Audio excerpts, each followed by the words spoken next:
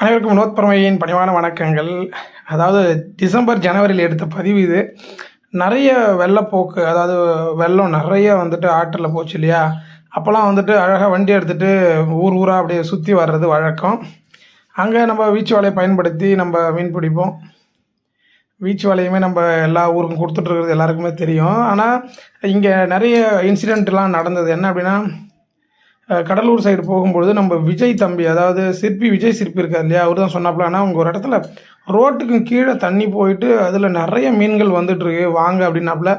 நாங்கள் யதார்த்தமாக அப்படியே ஒரு பயணம் ஒன்று பண்ணோம்.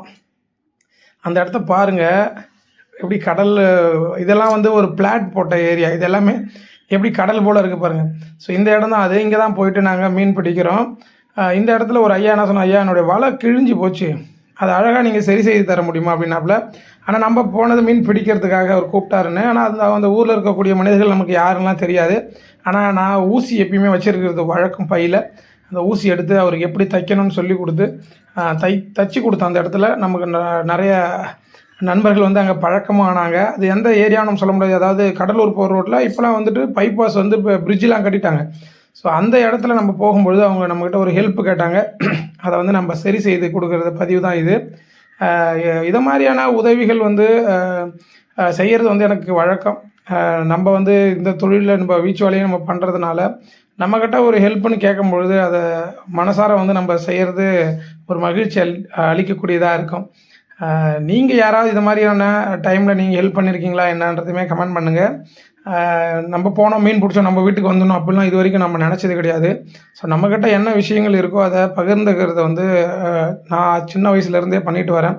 ஸோ அதனால தான் இந்த வீச்சு வலை அதிபத்த நாயனார் அருளால் இன்றைக்கி நம்ம எல்லா ஊருக்கும் கொடுத்துட்டு வரோம். நமக்கு ஒரு தொழில் என்ன அப்படின்னு நம்ம தேடும் பொழுது, நம்ம விவசாய நிலங்கள்லாம் இல்லாமல் போகும்போது காலகட்டத்தில் நமக்கு இது ஒரு தொழிலாக நமக்கு கடவுள் கொடுத்தாரு. அதை நம்ம தெளிவுபட செய்துட்டு வரோம், நல்ல எண்ணங்களோடு செய்து கொடுத்துட்டு வரோம். இன்றைக்கி உலகம் பூரா நம்ம பொருள் போகிறது நம்ம மகிழ்ச்சியாகவும் இருக்குது.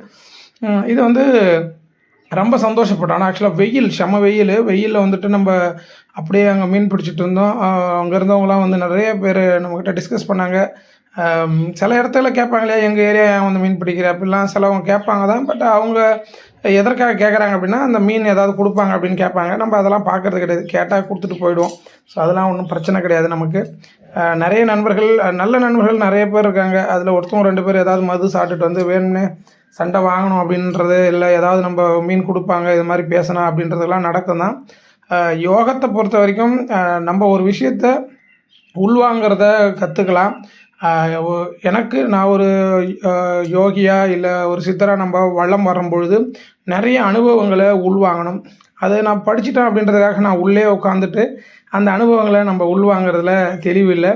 ஸோ இந்த மாதிரியான மக்கள் கூட நம்ம சர்க்கிளில் வரும்பொழுதோ இல்லை நம்ம புழக்கத்தில் இருக்கும் பொழுதோ அவர்கள்கிட்ட இருக்கக்கூடிய நிறைய குறைகள், என்னென்ன இடர்பாடுகளை சந்திக்கிறாங்க அப்படின்னும் பொழுது நம்ம நிறைய விஷயங்கள் கற்றுக்கிட்டோம் அப்படின்னா நம்ம ஒரு தெளிவுபற்ற ஒரு யோகியாக நம்ம வளம் வரலாம். எந்த தொழிலுமே வந்து தாழ்ந்த தொழில் இல்லை.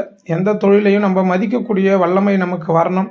நான் இது வரைக்கும் ஒரு 20க்கும் மேற்பட்ட வேலைகள் செஞ்சுருப்பேன். 20க்கும் மேற்பட்டது தான். அதாவது சொல்லுவாங்களே ஆயக்கலை 64ல் நான் ஒரு 20க்கும் மேற்பட்டது, 30 கூட இருக்கும் நம்ம முடிச்சிருக்கேன். ஸோ எல்லாத்தையுமே நான் பதிவு பண்ணியிருக்கேன். வீடியோ என்னுடைய ஆரம்ப நிலையிலேருந்து என்னுடைய பதிவு பார்த்தீங்கன்னா உங்களுக்கு தெரியும். படம் வரையதாக இருக்கலாம், ஓவியங்களாக இருக்கலாம், சிற்பமாக இருக்கலாம், ஒரு ஒரு ஓலையில் நீங்கள் விசிறிமட்டை பண்ணுறதா இருக்கலாம், இல்லை பிறுமணம் பண்ணுறதா இருக்கலாம், கீத்து பண்ணுறதா இருக்கலாம், துணி தைக்கிறதா இருக்கலாம். ஸோ இந்த மாதிரி நிறைய வேலைகளில் நான் செய்திருக்கேன். வெல்டிங் வைக்கிற வேலை பண்ணியிருக்கேன், பெயிண்ட் அடிக்கிறது, இந்த மாதிரி நிறைய ஒர்க்கு நம்ம செய்திருக்கோம். ஏன்னா அதோடைய வழிகள் நமக்கு தெரியும். என்னுடைய ஆரம்ப நிலையை நான் 12ஆம் வகுப்பு முடிச்சுட்டு என்னுடைய குடும்ப சூழல் காரணமாக சென்ட்ரிங் வேலை செஞ்சேன். அதுக்கப்புறம் தான் வாழ்க்கையில் நிறைய படிக்கணும், நம்ம நிறைய விஷயங்கள் தெரிஞ்சுக்கணுன்ற எண்ணங்கள் நமக்கு உதயமாச்சு. ஸோ இந்த மாதிரியான அனுபவங்கள் கற்றுக்கிட்டதுனால தான் மனிதர்கள்கிட்ட நம்ம எப்படி இணக்கமாக பேசணுன்ற ஒரு நல்ல விஷயங்களுமே நம்ம கற்றுக்கிட்டோம்.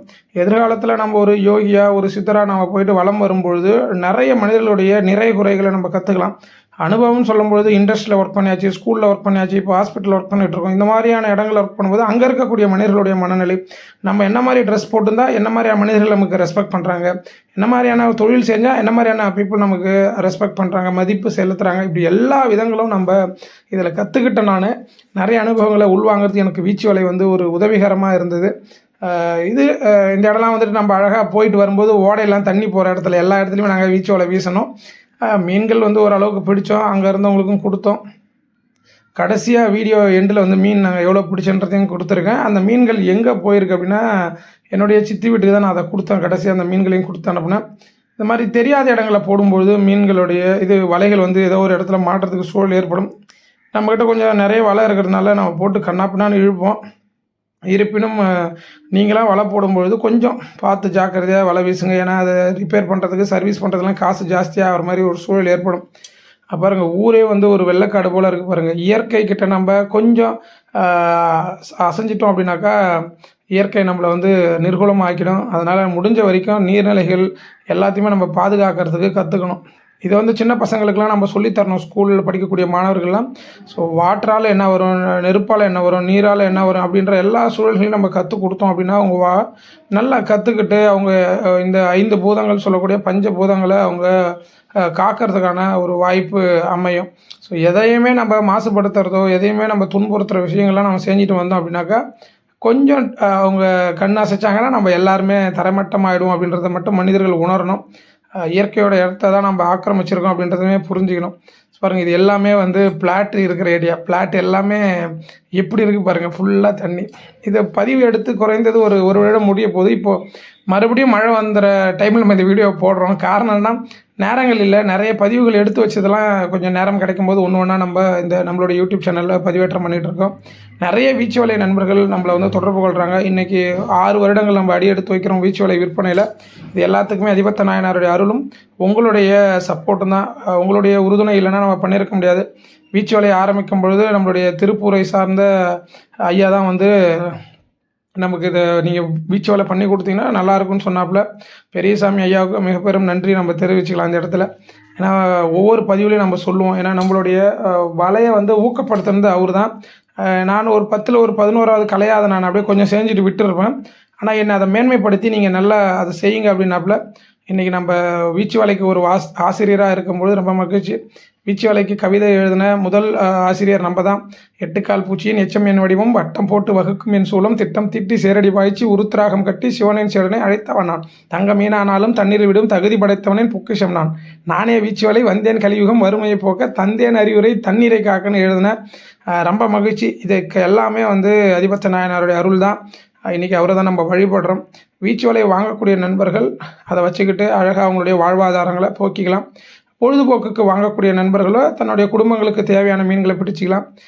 இனப்பெருக்கங்கள், மீன்கள் இனப்பெருக்கங்கள் ஆச்சுன்னா இதை சார்ந்து வாழக்கூடிய மனிதர்கள் எண்ணற்ற பேர் இருக்காங்க. மீனை மட்டுமே வாழ்வாதாரமாக வச்சுட்டு வாழக்கூடியவங்களும் நிறைய பேர் இருக்காங்க. ஸோ இதில் ஆண்கள் மட்டும் மீன் பிடிக்கல, பெண்களுமே மீன் பிடிச்சி அவங்களுடைய குடும்பத்தை போக்கிக்கிட்டு வராங்க. ஸோ இதுதான் நம்ம பிடிச்ச மீன்கள். இந்த மீன்களை வந்து என்னுடைய சித்தி வீட்டுக்கு கொடுத்தா அது ஒரு பதிவில் இருக்குது, அதையுமே பதிவேற்றம் பண்ணுறேன். முடிஞ்சால் நீங்களும் இது மாதிரிலாம் உங்களுக்கு ஒரு கைத்தொழில் கற்றுக்கிட்டு உங்களுடைய வாழ்வாதாரத்தை போக்கிங்க. ஸோ நீங்கள் மட்டும் அதை அனுபவிக்காமல் மற்றவங்களுக்கும் பகிர்ந்து கொடுக்கறதுக்கு முயற்சி பண்ணுங்கள். புரியும் நினைக்கிறேன். இந்த வருடம் மழை பெய்யுது, அதாவது 2026 வரப்போகுது. கண்டிப்பாக நம்ம பதிவேற்றம் பண்ணுவோம். வாழ்க யோகம், யோகம் அல்லட்டும். அடுத்த பதிவில் கண்டிப்பாக சந்திக்கிறேன். நன்றி. இதுதான் வந்து நம்ம பிடிச்சது.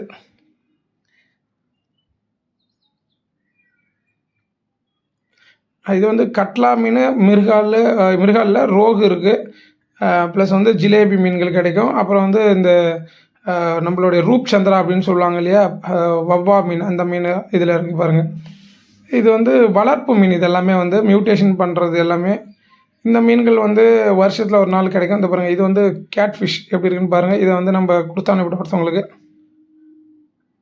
ஆஃப்ரிக்கன் கெளுத்தி.